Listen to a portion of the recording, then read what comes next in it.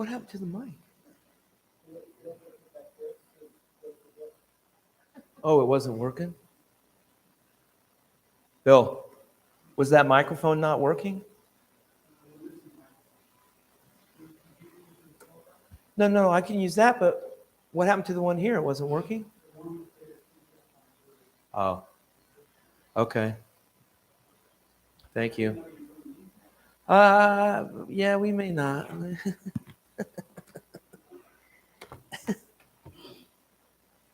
We only do if I let people talk. I'm not very...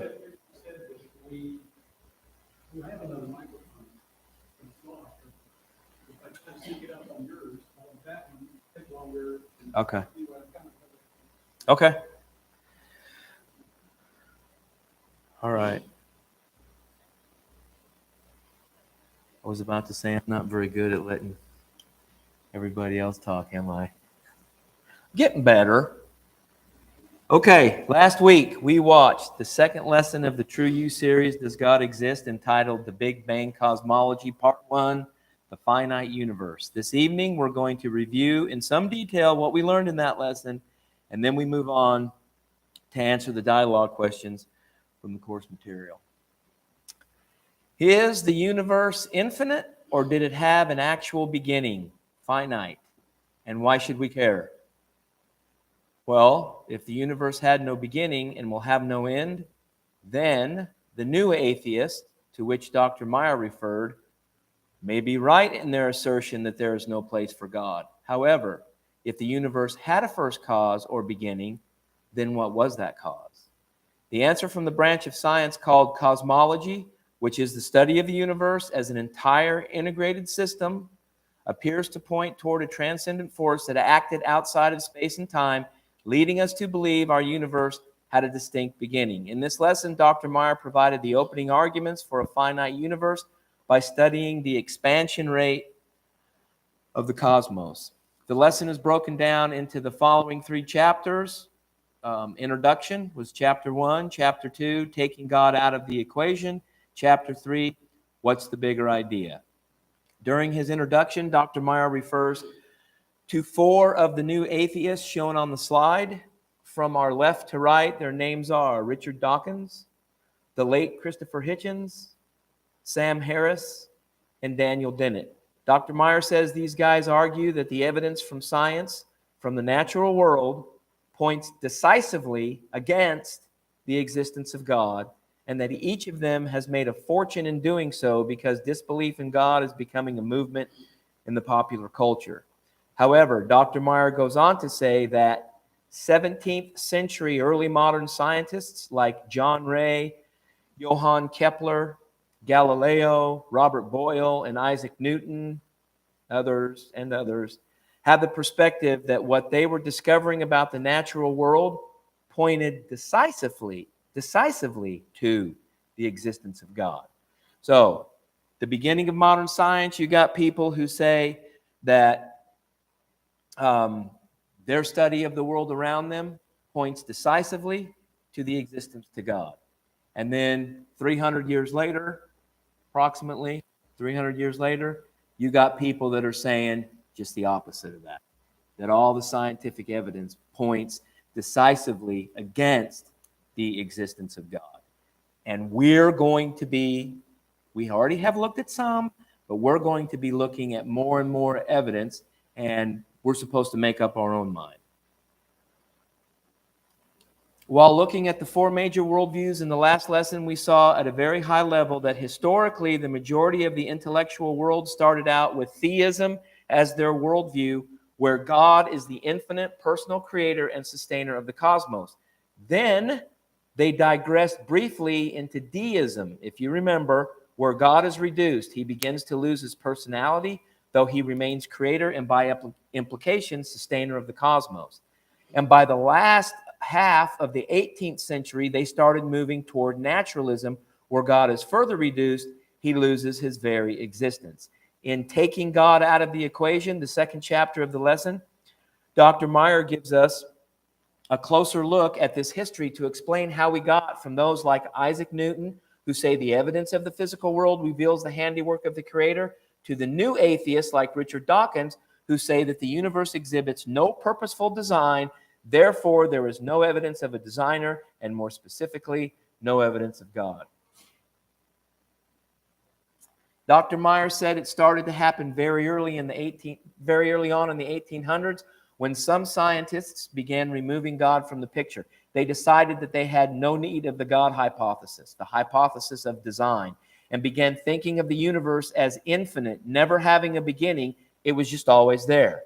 First, French physicist Pierre Laplace wrote a book that purported to do what Isaac Newton said you couldn't do, which was to explain the origin of the solar system by reference to the law of gravity alone, with no design. For the rest of the century, scientists in geology were explaining the mountains, the canyons, all the dramatic geological features by reference to slow, gradual, and purely undirected processes, many of them great explanations.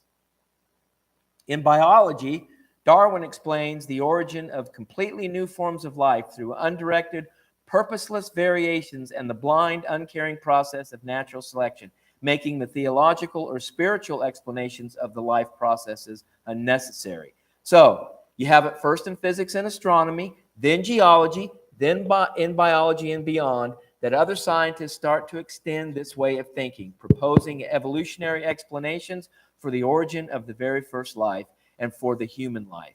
Now you have a picture of the origin of all the important features of the physical world that is purely explained by undirected natural processes with no guidance and no design. At this point, the physicists believed that the universe was infinite in time and space, so now science had a way of looking at the universe that implied there was no need for an explanation for how it all began or where did all the matter come from in the first place. Dr. Meyer said that there's a story that Stephen Hawking used to tell about a graduate student that would go off to a fancy Ivy League college, and he's learning about astronomy, and he learns that the planets are going around and around the sun, and that they're suspended in free space by the force of gravitational attraction. He's fascinated by this. He's back home at Christmas time, he's at a church picnic, and he starts to talk about this wonderful thing that he's learned. A little old lady comes up to him and says, "Well, that's pretty interesting, but it's not right about the planets being suspended in free space." And he says, "Well, what do you mean?" And she says, "The Earth sits on the back of a turtle." And the young guy says, "Yeah, but what's underneath the turtle?" And the little old lady says, "I can see you're real smart, but it's not going to do you any good. It's turtles all the way down." You see, the idea in cosmology is that you go not turtles all the way down, it's material causes all the way back to no beginning point. If you say, what caused human life to arise? Well, we evolved by undirected processes from lower animals. Where did they come from? Still lower animals. Where did they come from? Amoeba or single-celled organism. Where did they come from? Simpler chemicals. Where did they come from? Elementary particles. Where did they come from? They were there all the time.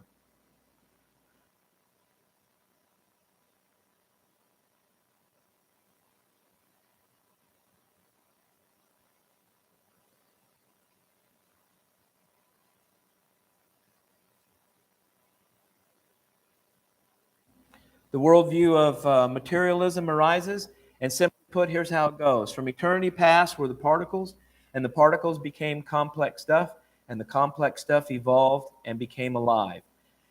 And that living stuff evolved and got more complex. And eventually, one of those things, one of those complex living things,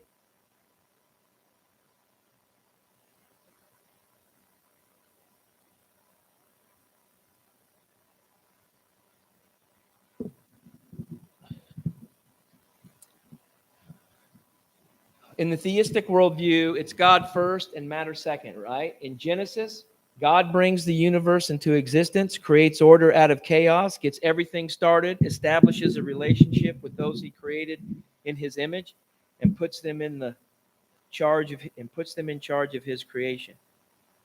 But in the materialistic worldview, it's matter first and God with the lowercase g second. And I was really trying. You guys know that. Yeah.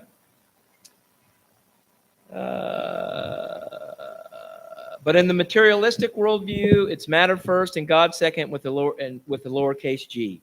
Matter has always been there. There is no beginning. So what you get as the result of this rising tide of materialistic theories of origins is a picture of the universe which is eternal, self-existent, self-creating, self-organizing, and autonomous from any outside forces, or more particularly, from any idea in the mind of God. There is no design, there's no purpose, and there's no God.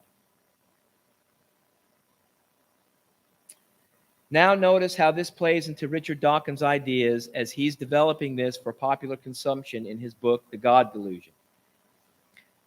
Dawkins is saying that the only place where there's mind, where there's consciousness, is in us, and we are the product of an undirected, mindless process. So there can't be any design, and therefore there's no evidence of God's existence. But I need to make this point because I'm going to be making it with other things that Dawkins has said. Do you see how it's worded?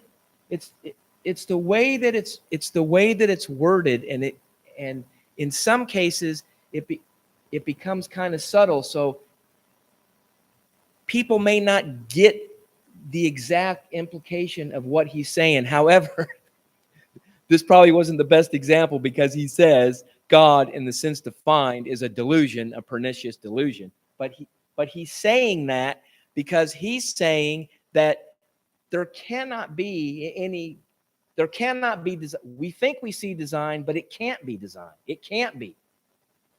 The reason why is because there's no mind to make that design.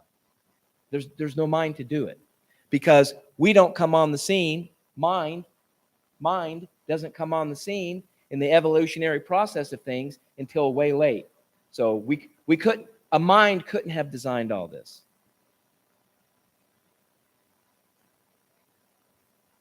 Okay, Dr. Meyer transitions to what's the bigger idea, which is chapter 3 of the lesson, by saying that he thinks the new atheism is the old atheism repackaged to make bestsellers and is completely out of touch with the most current developments in science.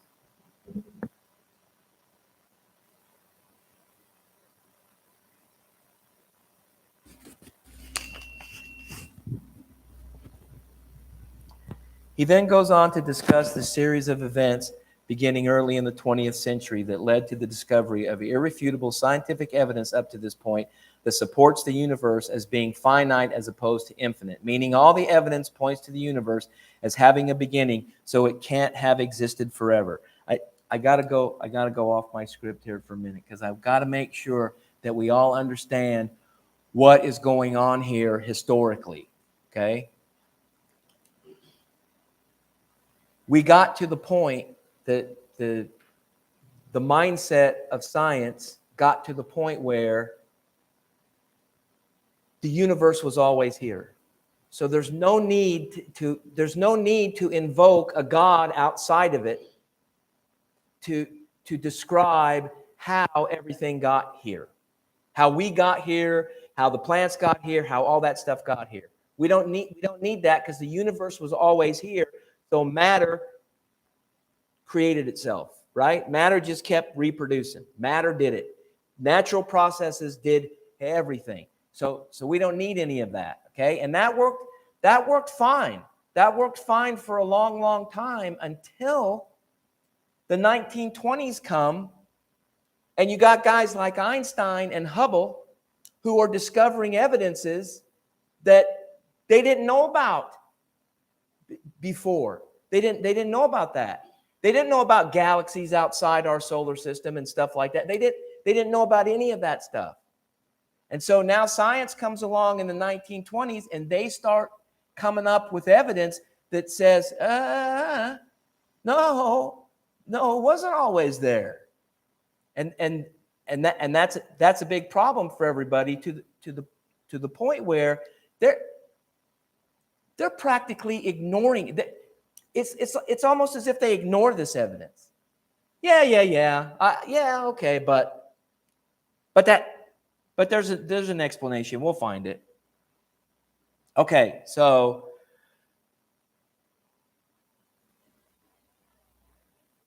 All right, so Dr. Meyer said the story begins in the 1920s, and it begins with a guy named Edwin Hubble. And Hubble is an astronomer who was a lawyer. Hubble went to astronomy because he got really interested in the subject, and it was at just the right time because there were these huge dome telescopes that were first beginning to be built. Here's the picture of one, the Palomar Observatory at Mount Wilson. It's a great big 200-inch dome telescope. Okay, the great thing about these telescopes is that they could, for the first time, resolve little tiny points of light that were in the distant night sky. For a long time before this, scientists, astronomers didn't know whether there were any galaxies beyond our own. So when Hubble began to bring those points of light into focus, he made this amazing discovery, right? The little tiny points of light, they had structure. They had shape. Some of them were in the shape of spirals. So Hubble made this incredible discovery, and he discovered something else. And this is where it gets really interesting. He discovered that as they began to examine the light coming from the galaxies, that the further the galaxy was away, the faster it was receding. If you're looking at a distant object and that object is moving away from you, the wavelength of the light stretches out. It goes to the red end of the spectrum. The light looks redder in color than it would otherwise look. Think about what that means as you go forward in time. What's happening? If every direction in space, you've got galaxies moving outward, outward, outward. What's happening to the universe as a whole? It's expanding. It's getting bigger, right? Okay, Dr. Meyer used a white balloon with red galaxies drawn on it to illustrate what an expanding universe would look like as you go forward in time. The red galaxies represent the red shift. Remember, if you're looking at a distant object that's moving away from you, it will be redder than it would otherwise be. And each puff on the balloon represented going forward in time. Once Dr. Meyer finished, he held out the inflated balloon saying, there, we got a universe expanding outward, right? That's over on your left. And he went on to say, so the discovery of the red shift in the light ends up supporting this new concept of the universe called the expanding universe. It's going outward in time in all directions. And then continued with, but now what happens if you go back in time? Imagine that you're winding the cosmic time scale back. What happens to the universe as you go backward? It's getting smaller and smaller and smaller and smaller. And remember, he was letting the air out of the balloon. Can you see that eventually all the matter in the universe, all the stuff out of which these galaxies are made, is going to compress into a single point, and you get to what is in essence a beginning to the expansion?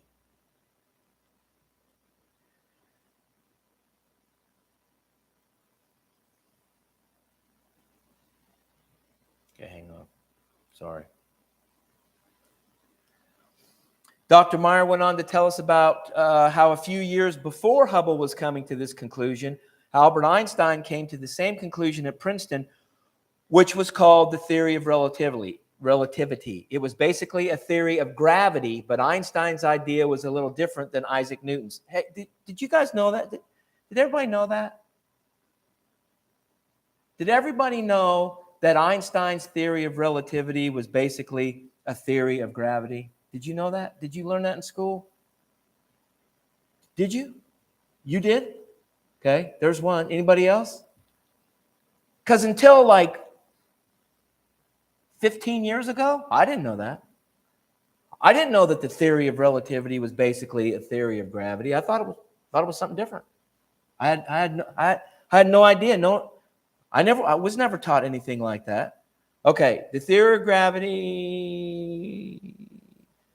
But Einstein's idea was a little different than Isaac Newton's. Einstein thought that if you had a massive body, it would actually curve space. Like if you put a bowling ball on a trampoline, it's going to curve the surface fabric, right?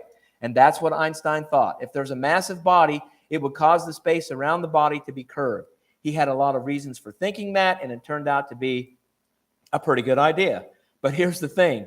If there's a mass in the universe, then the space all around the mass is being curved, and it would have to contract. So if Einstein's force of gravity was the only thing at work, then he realized we'd be in a universe that had no spatial volume. Everything would be compressed on itself. So then he thought there must be some force that's expanding to counter that. So can you see what's going on here? There's a guy looking at reality, and he's very, very smart, a little bit smarter than me, and he's looking at reality, and he's trying to explain it, right? His mind is asking him, how would I explain this? What's going on? So he's trying to explain it. Well, he's a physicist, so he can explain it with equations. And so he starts to explain it with equations, right? Which is his language. That's physicist, that's his language. So he's explaining it in physics. And he explains it.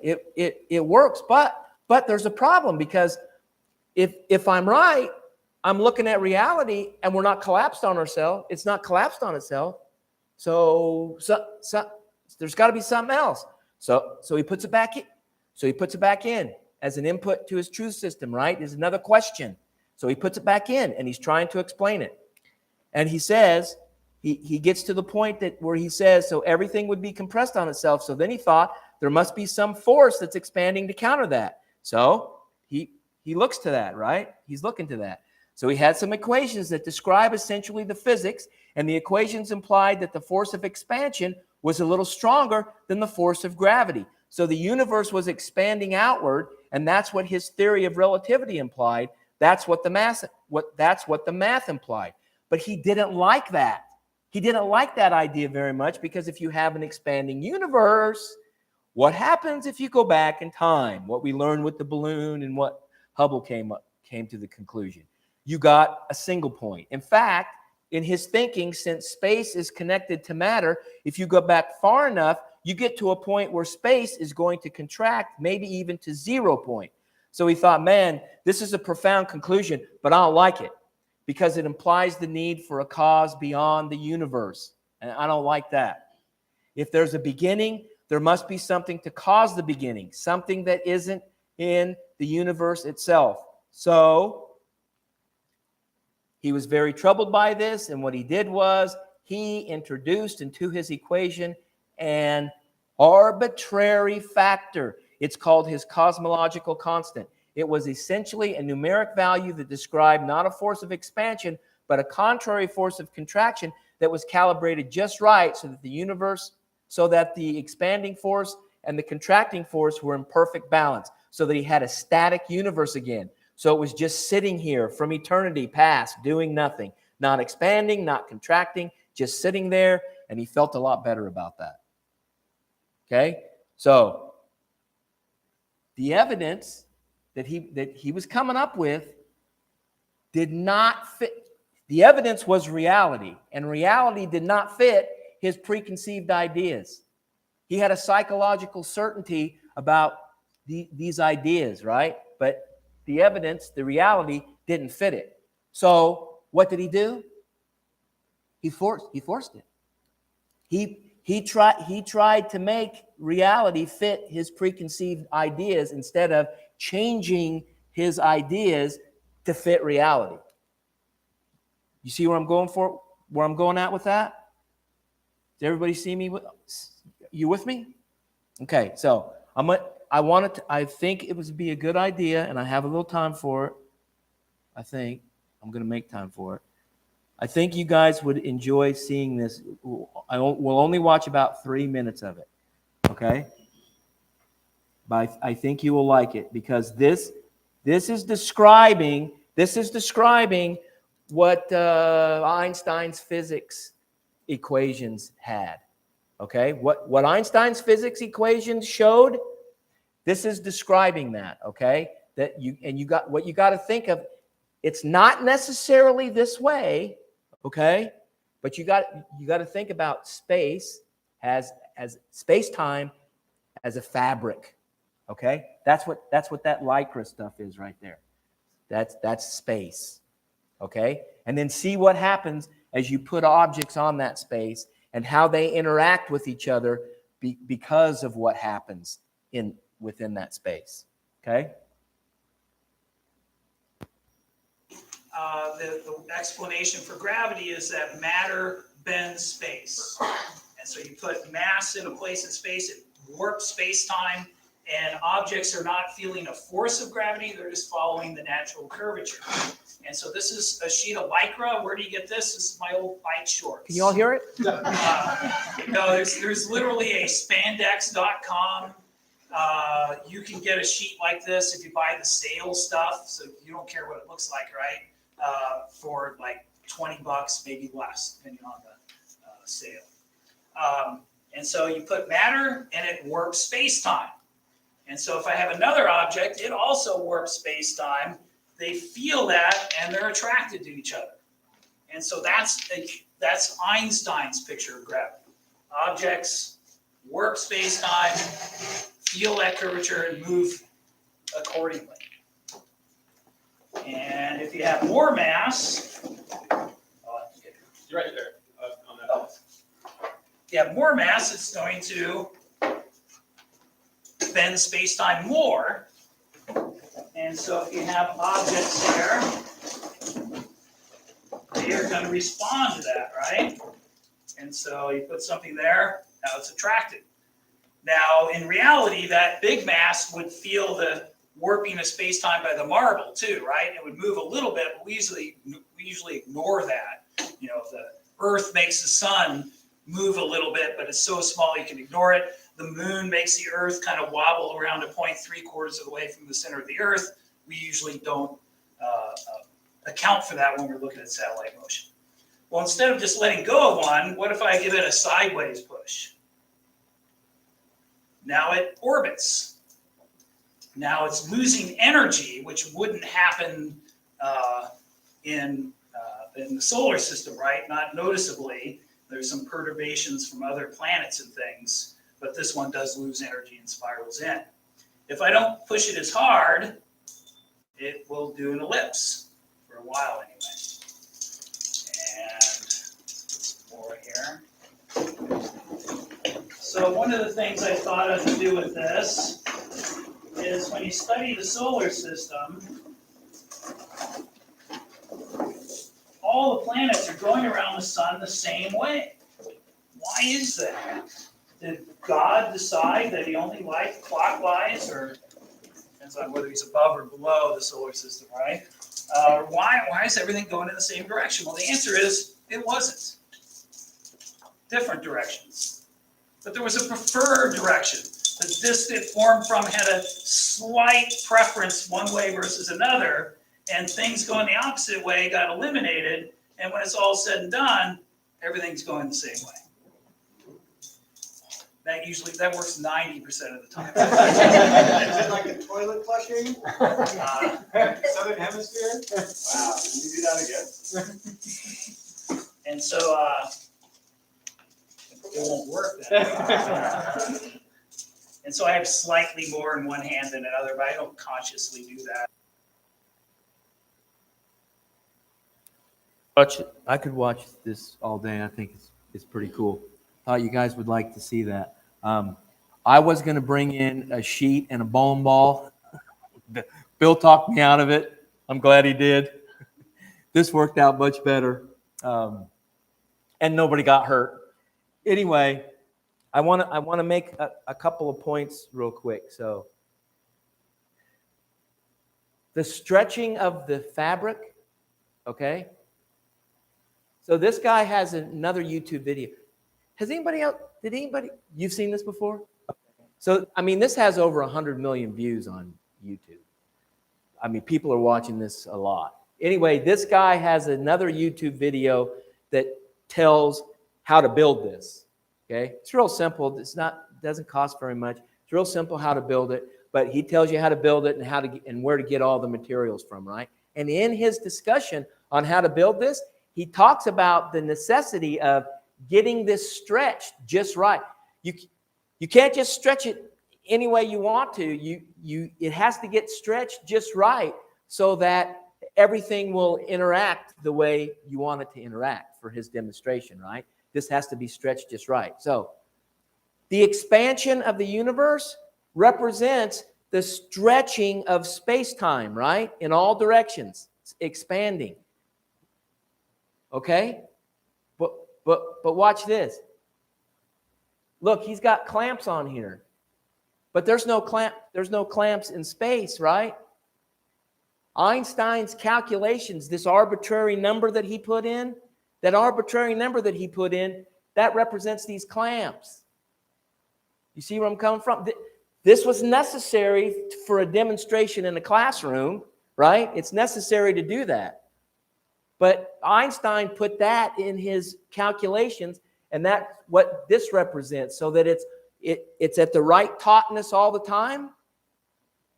The space-time fabric is at the right tautness all the time. And but there was no need for a beginning, and it's not going to end. It's just always been there. It's always been there, just like that, just like that, with clamps and everything, right? That's what those numbers represented. Okay, so did you like that? You need to. I'll never do it again if you didn't. I'll never do something fun like this again if you don't tell me that, man, Brian, that was so, we loved it.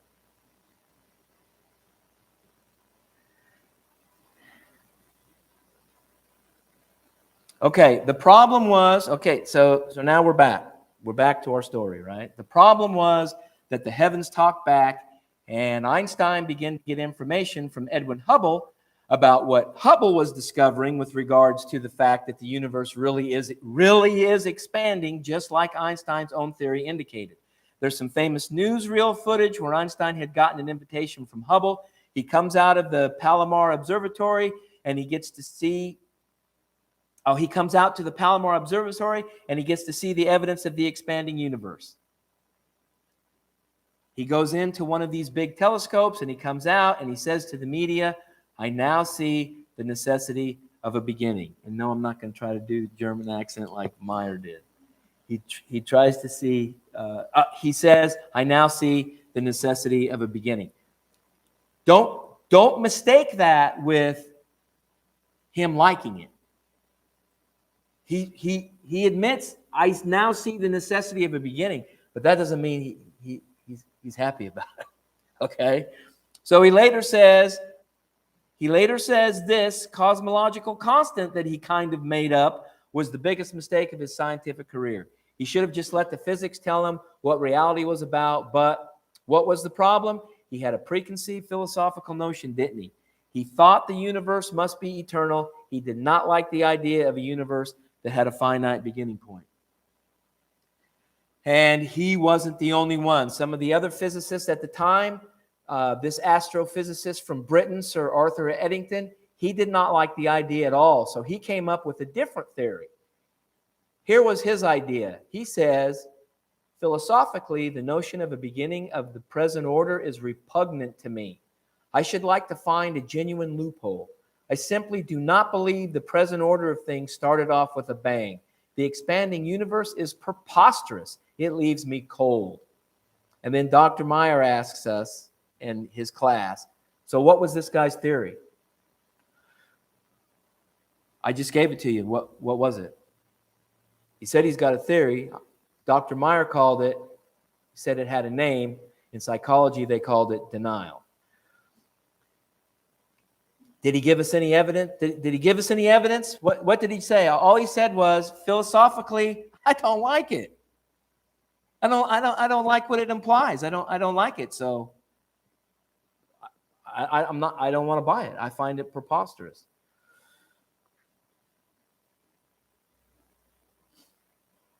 So Dr. Meyer asked everybody the question, so what's the problem here? What's bugging people?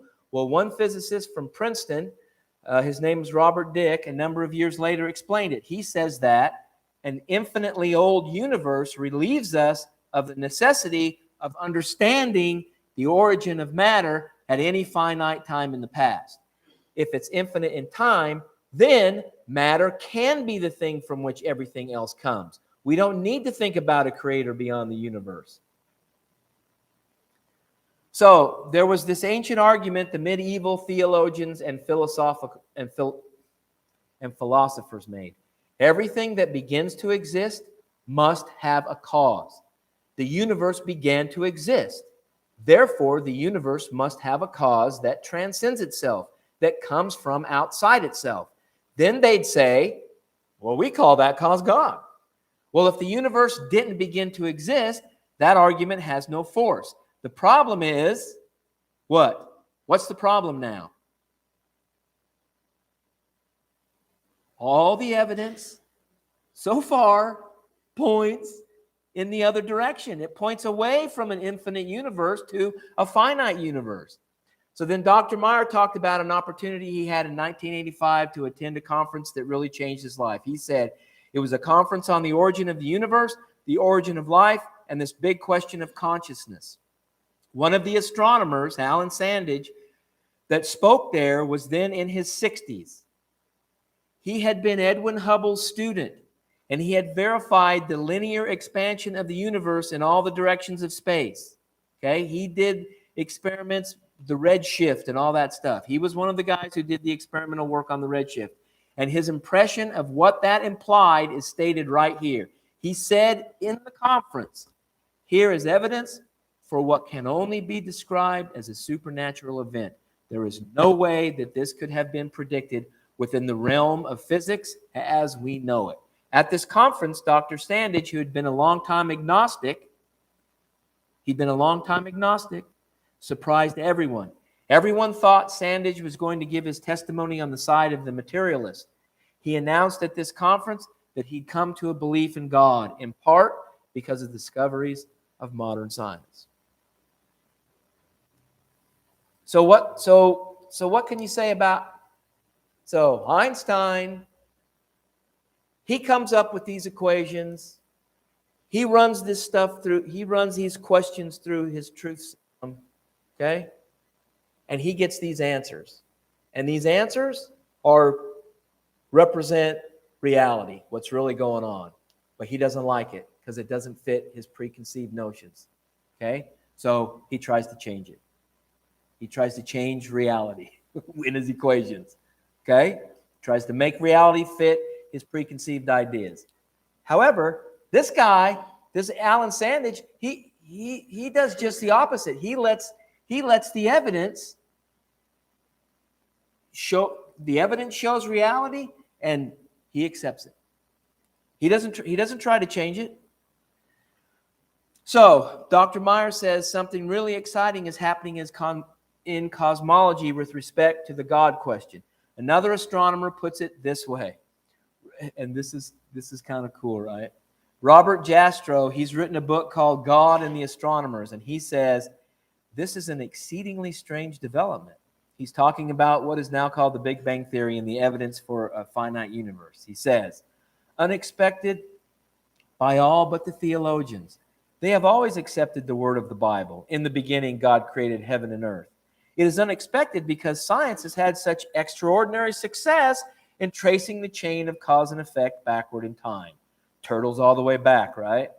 For the scientist who has lived by his faith in the power of reason, the story ends like a bad dream. He has scaled the mountains of ignorance. He is about to conquer the highest peak. As he pulls himself over the final rock, he is greeted by a band of theologians who have been sitting there for centuries. And then I put a portion of Isaiah 51:13 on this slide next to the quote from Robert Jastrow, because I want to make another point with regards to the subordination of reason to faith. Okay? So, yeah, I did underline it. I didn't remember if I underlined it or not. So see what I have underlined there? The passage of Scripture is, why do you forget the Lord who made you, who stretched out the sky and founded the earth? That's in Isaiah 51:13. Okay? That word stretch is used 7 times in the Old Testament in describing the sky or the heavens. Once in Psalms, 5 times in Isaiah, and once in Zechariah. A good portion of what's in the Psalms and the prophetic writings of the Old Testament is that of symbolism and poetic imagery. We all know that, right? Of course, these writers put their faith in the idea that God created the universe and everything in it. So, when they would look up to the sky, they would have an image in their minds of God stretching it out with his hands, and that's how they would describe it. Thousands of years later, as human beings developed the technology to do so, we discovered that the universe is, in fact, expanding, being stretched out in all directions, confirming the reasoning of these Old Testament writers. Did you hear me? Confirming the reasoning of these Old Testament writers. Remember what I've told you about the Hebrew language? It's picturesque, right? It's imagery. And a lot of what's in the Old Testament, in the prophetic writings, in the Psalms, you already know the Psalms, but in the prophetic writings too, it's poetry. It's poetic. So it's poetic imagery, right?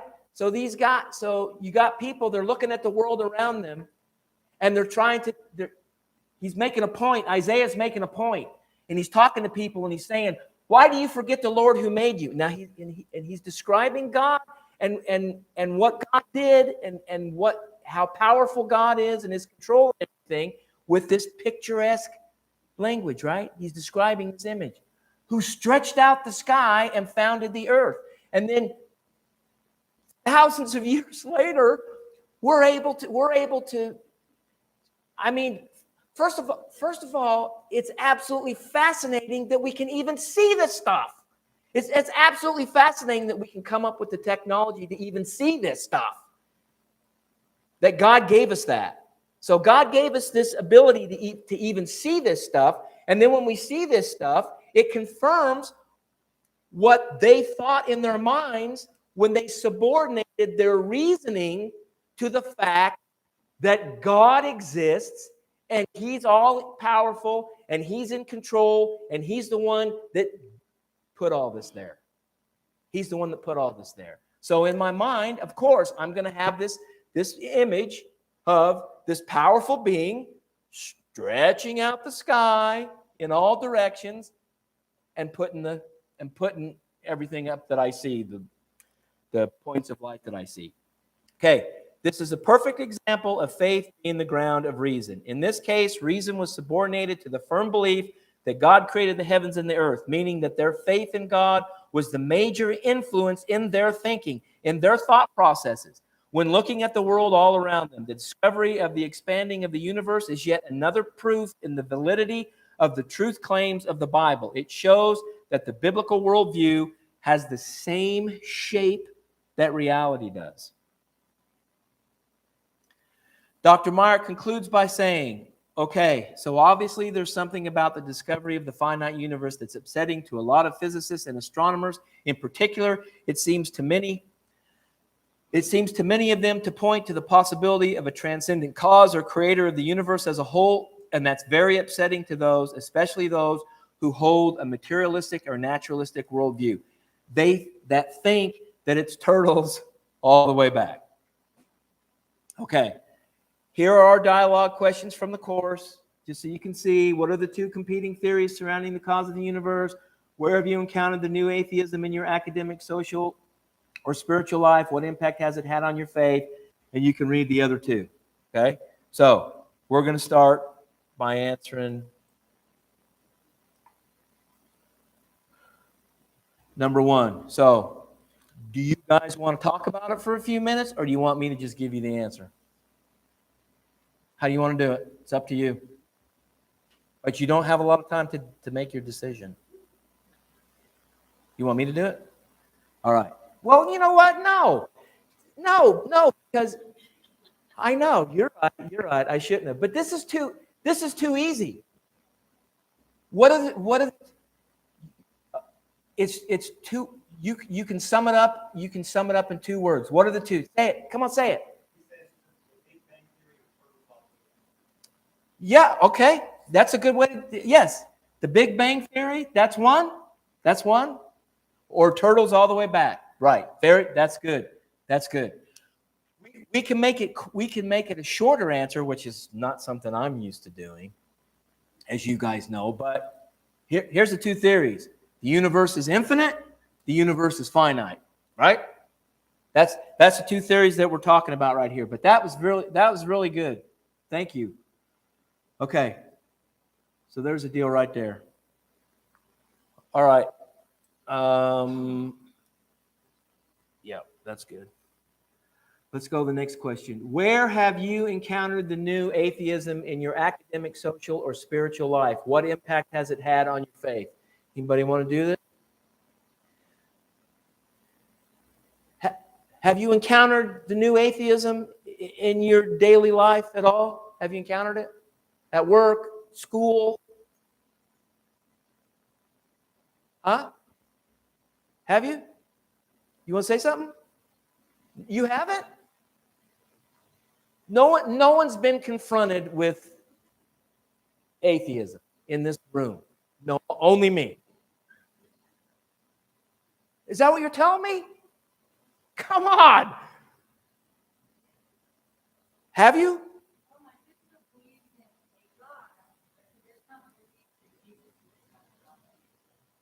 Okay. Okay, so has that had any impact on your faith? Okay. All right. No, okay. All right. Okay. Pat, you said something a couple of classes ago about your mother.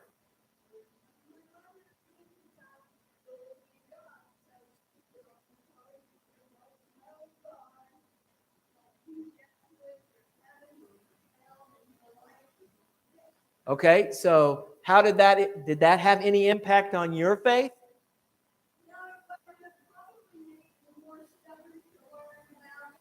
Okay, good. Good answer. Anybody else? You're gonna be forced to hear me. I ain't letting you go for 10 more minutes. All right. I'm done. Here it comes. I've encountered it through the media, mostly books and YouTube. Some of these so-called new atheists are very intelligent and can take advantage. I should throw it up there. And can take advantage of the fact that Christian theism has been inadequately understood and or not properly applied to the issues at hand due to faulty hermeneutics and improper exegesis, faulty or misguided interpretations of Scripture. Theists have come up with some, I don't mean this in a bad way, okay, but I'm blunt and I don't know a better way to say this, some nonsensical views that intelligent, articulate atheists can criticize and counter with purely materialistic explanations that seem to make sense.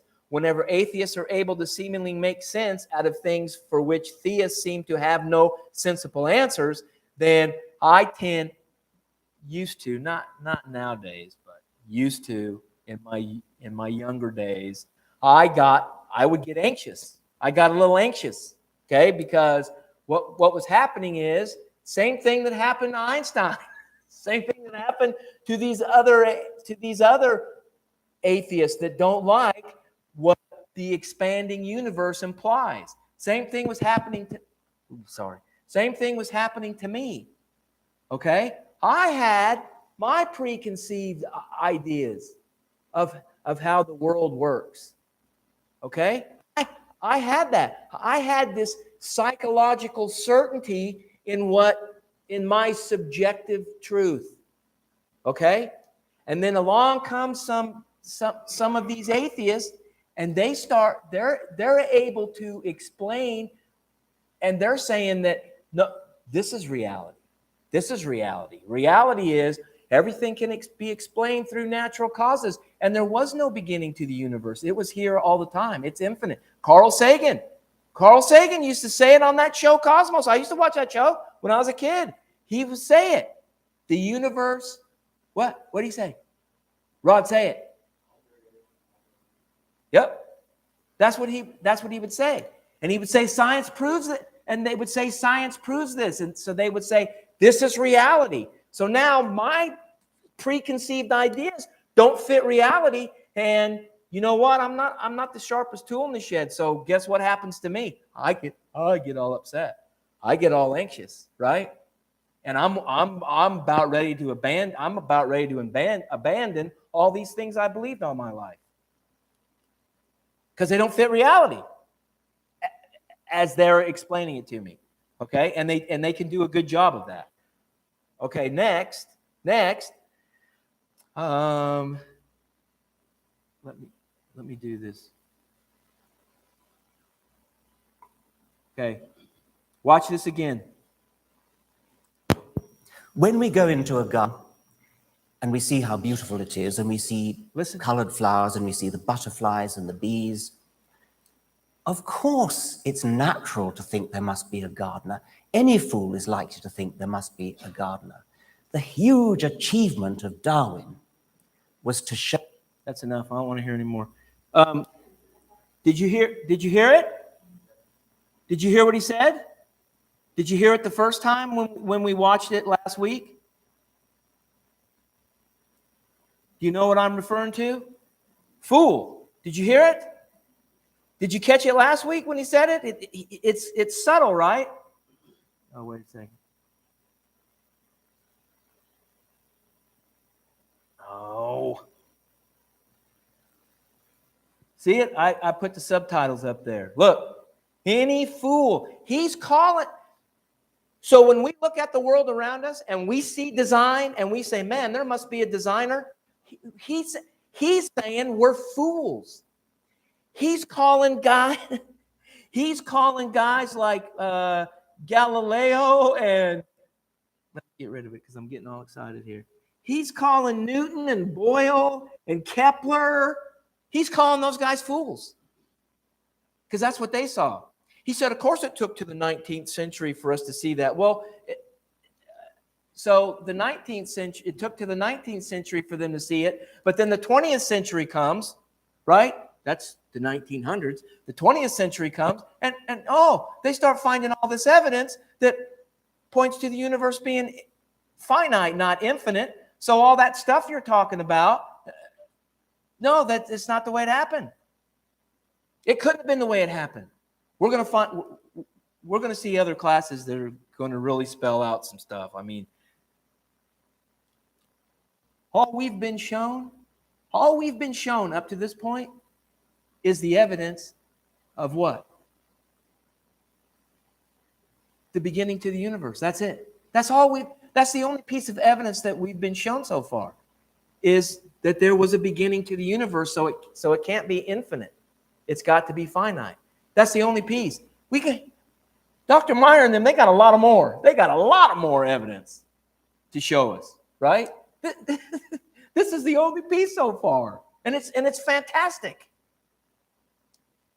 Okay, I've also encountered it at work, which is really comical, but I don't know if you guys would want to see it or not. I work with a lot of software developers, and some of them think that they are superior in intellect to the rest of us, way superior. The kind that they'll tell you, I have no patience for stupidity. When you come up to talk to them, to ask them a question about something, I mean, they'll say right to your face, right off the bat. You say, hey, I got a question. Some of them will say, you know that deal about there's no such thing as a stupid question? Well, that don't work with me. There are such things as stupid questions. So if you're going to ask me a stupid question, I don't want to hear it. So that's the kind of attitude they have. And those with this superior intellect, they think that it is medieval and at the very least, to believe in the Judeo-Christian God, or any God for that matter. That Richard Dawkins is like their hero. When science has clearly proven otherwise, so they claim. One of the ironies here is that listen to this carefully. I tried to word this right. One of the ironies here is that these same developers tell me that they can know things about other developers just by looking at the code that they write. That's what these developers tell me that. They say, you know what? I can learn all kinds of things about a person, another developer, just by looking at the code that they write and the way that they write code. I can figure out, I know how they think. I can learn how they think just by looking at the code that they write. What have they said about DNA? It's code, right? And my point is that these guys say that they can tell something about a designer by looking at its design, yet I'm an idiot for thinking that the world has been designed. Okay, so here's one more thing I want to tell you real quick, and it probably will generate a lot of discussion, but we're almost out of time. So you will have to hold it till next week. And that wasn't on purpose, but maybe it was. No. Okay. So listen carefully to me. Everybody, you got to listen carefully to this, all right? Let's say that there's an entity that has always existed outside, has always existed. It's infinite outside that which is finite, transcendent entity. And this entity is all powerful, all knowing, can be everywhere all at once, and can create a place where it's not. You with me? And then let's say that in creating a place where it is not, this entity created a universe that is completely self-sustaining, containing life forms that can reproduce through solely natural processes. In addition, this entity creates some of the life forms, let's call them human beings, with the brain power and body parts necessary to create things themselves within that universe and live autonomously, meaning they can understand the world that they're living in, they can imagine things, and they can turn what they imagine into reality. They have the ability to sustain themselves, and they have the freedom to govern themselves and control their own affairs. Now, given all that, think about this. Wouldn't it be possible through intense scrutiny and critical observation, what we call science, for the human beings to come up with a pretty good explanation about how everything within that universe works without ever invoking or mentioning the entity that created it? Wouldn't it be possible to do that? I think the answer to that question is most definitely yes. Until the human beings get to the point where the question of how did this all start, where did all the various life forms, plants, animals, humans, bacteria, etc. come from have to be asked. For example, I can figure out how a gasoline engine works without ever mentioning or even thinking about who created gasoline engines in the first place. I don't need to know how it got here. It's here. I just want to discover how it works. However, if I want to know things like the story of the origins of the gasoline engine and whether or not it's operating the way it was originally intended, or who the genius behind this magnificent piece of machinery was, and what kind of a person they were, so I could get inside their head, so to speak. Now that's a different story, right? And those are exactly the kind of questions that God wants humanity to ask. Those are the kind of questions that lead us to a relation, that can lead us to a relationship with God. Alan Sandage. However, that's just my opinion, and I may be speaking the obvious. But next week, if you beg to differ with me, you want to talk more about that in class, we'll do that. Okay? I bet you won't, but I'm just going by your guys' track record with talking. So, but you might, whatever. It's up to you. Okay, bow with me, please, and I'll close this with a prayer. Heavenly Father, we thank you for the time that we've spent together. We thank you for everyone that is here tonight that has decided to gather in the name of Jesus and to be found in your presence.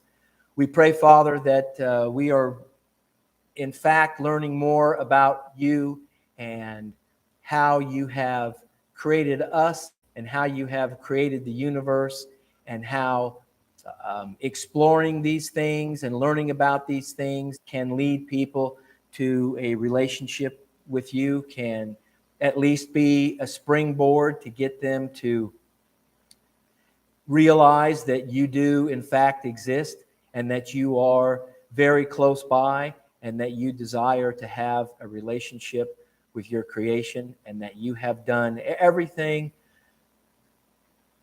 that is needed. You have given us everything that we need for life and godliness.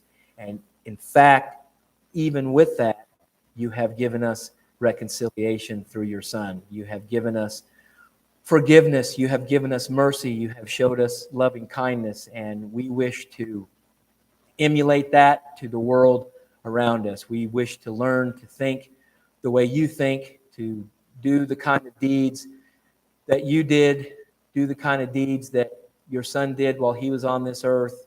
We want to continue his mission and his ministry. We thank you for people like Dr. Meyer and others who have worked so hard to put this kind of information together and to share it with us and to be bold and in defense of the lies that are out there, and they're willing to hold up your truth claims. We thank you for those people and for their efforts. We ask you to forgive us of our very many sins as we have forgiven those who sinned against us. We ask you to go with us as we leave this place and continue to equip us with everything we need for doing your will, working in us what is pleasing to you through your Son, Jesus Christ. And it's in his name that we pray. Amen.